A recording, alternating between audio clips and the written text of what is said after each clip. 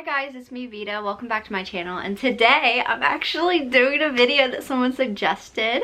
Rosemarie commented that she wanted some more hamster videos and she gave me some ideas, so today the video is going to be about best and worst hamsters in my opinion.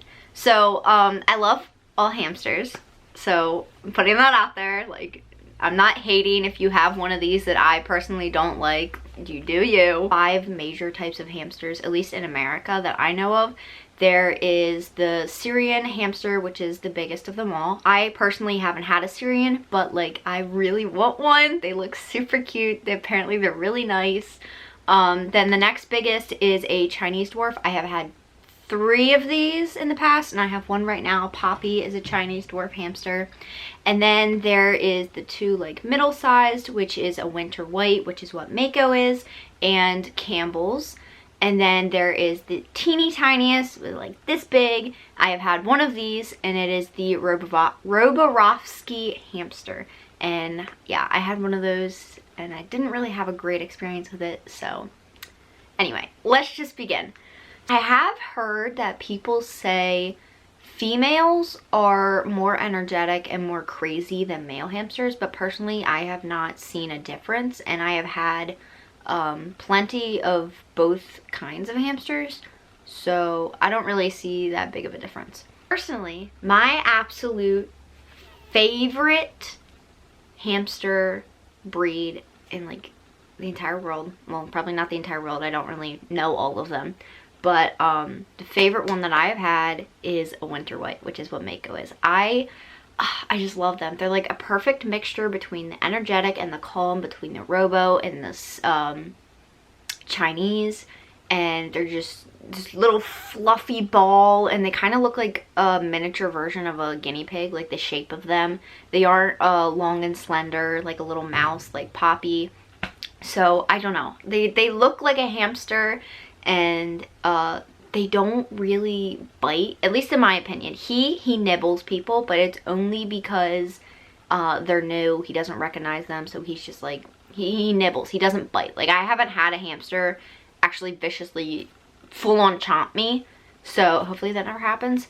But I absolutely love winter whites. I like the color patterns of them.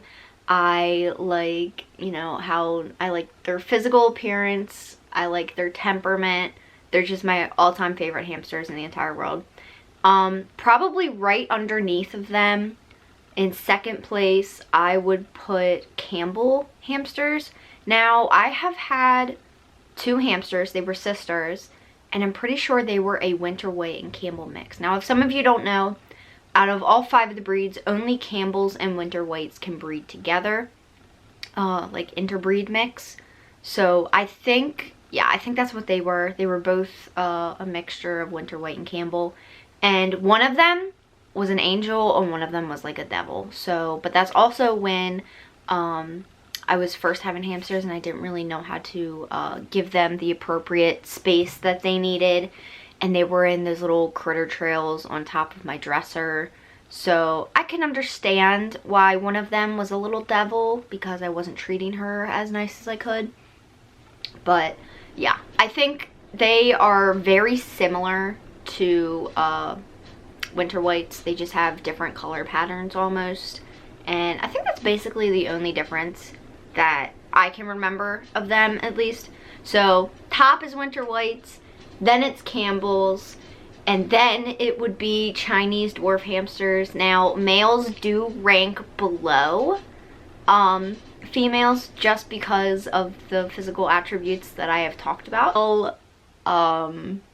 Male Chinese dwarfs. So I have had 3 Chinese dwarfs, like I said, 1 boy and then 2 girls. And the male I had, his name was Toby, but my family called him Tobias. And male Chinese dwarfs, they have very large and prominent balls, and it's a little shocking sometimes. He was not the biggest hamster. He was probably like this long, but then when you add his balls on, he was like this long. So Emma, if you're watching, please validate this. She has met Tobias many times. And so if you don't really mind that aspect and you just, I mean, Chinese dwarfs themselves are so chill. Like, I would definitely recommend a Chinese dwarf for a first-time hamster owner. They usually like to be handled. They don't mind being picked up and stuff. Some of them can be very timid. Poppy here, she was very, very timid for like the first almost like month that I had her. She did not want to go near me, which I totally understood. So I just, you know, introduced me little by little. But yeah, they're super chill. They like to like cuddle with you. They'll just sit and like, you know, stay in your pocket as long as you want. I don't really think that they're super energetic. They're kind of more laid back. Next would probably be Syrians. Now, I have never owned a Syrian. I think I have only met a Syrian once in my life, and that's when everyone called them teddy bear hamsters, and my cousin, or not my cousins, my neighbors had one in their basement, and he was a little mean. I do remember him biting my friend, but like he never bit me. He seemed really nice, but apparently he just didn't like people. So I feel like, I don't know, maybe they did something to him that made him, but anyway. So Syrians, I haven't had one, and I haven't really had too many close personal experiences with one. I would like to get one because I have heard that they are really good, like starting hamsters. They are the largest of the breeds. They're probably like, I don't know, based off references online, maybe this big, probably, like as wide as my head. And they come in a whole bunch of different colors. You're gonna have like long haired and short haired. They look totally different, so cool. And yeah, the only thing is that if you do have a Syrian, you have to get like everything really big, like the wheels, the cages, make sure like everything is bigger, because everything else, all the other 4 different categories of hamsters technically are dwarf hamsters, even though Chinese is kind of like an in-between, but whatever.